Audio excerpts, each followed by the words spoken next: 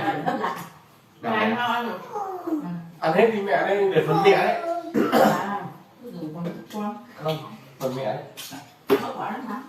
Vẫn đang lên học. Đây cái làm ra này. Vì lại còn làm món rau này luộc cũng được. Cái viên nãy luộc rau này thì thôi đâu kia. Lại thế. Tưởng mẹ thích ăn rau kia luôn. Rất là cả nhà. Ăn rau kia luộc nó không ngon lắm. Có cái từ bắp cải luộc chứ chứ. Chờ nhiều nó bắp kia. Cái da này khó lắm. Này nó có cái không ngon của nó không ngọt. Không được, không được. Đấy, để một đứa con bị kéo đó. Cùng rồi đi ạ, nhìn thấy Phương lượm chưa? Đấy, nhìn thấy Phương lượm chưa? Ngã cái mắt của mình. Dạ. Ông bảo lượm chưa đi.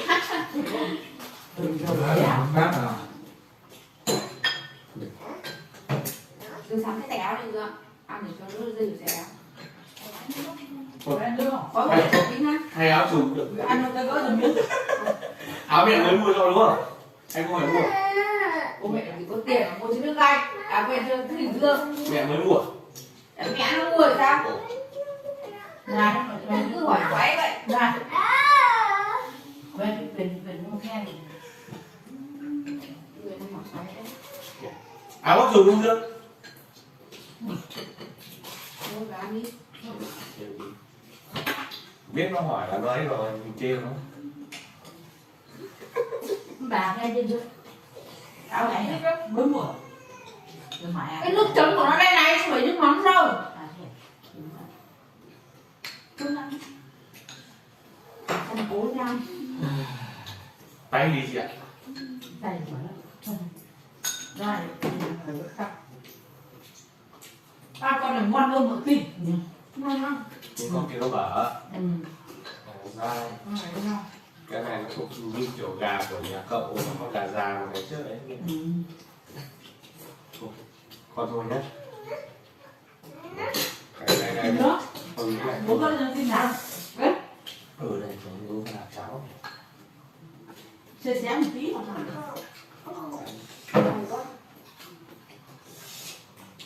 Kéo kéo kéo. Kéo kéo lên. Phải. Kéo kéo kéo kéo. Ăn lên nào? Đây đây đây đây. À. Xin. Đừng ăn cơm nhớ chưa? Ui giời. Đường này là bữa gạo gà ra hết mồm. Đấy gặm rồi. Đấy chú chặt rồi gặm rồi. Phần dương nguyên một cái chân. Sao hả bạn? Ăn nhiều ít nước anh. Ăn sữa rồi. Mẹ ăn đi. Đây bố bóc.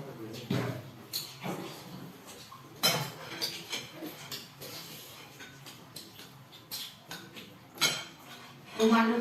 Cày lắm, chấm nước này cay lắm. Các ăn không? Thôi, thôi. Đây này, bạn ăn ở đây này. Miếng dai nhỉ? Cái đùi không ăn đâu. Không ăn phần đâu. Ui giời, có sao? Không làm cái gì. Cứ phải như thế thì mới chịu được. Khối. Quỷ chưa? Không ăn nữa, không ăn nữa. Đừng có ăn. Không đã được. Tưởng nãy các bạn ăn để phải làm con câu. Nên cái áo nó gai cũng bắt xoàn. Đấy, thấy chưa? Trong ngứa. Mưa đậm. Muốn đôi chân này. Sự mua nước lại không ăn. Với mưa ấm của nó ra. Có kiểu nó phan luôn. Thế chắc ông đây có cái rượu. Đây. Lẩu. Gà. Nó bị lộ. Lẩu à? Mọi ông Mình. Mấy nữa. À thế là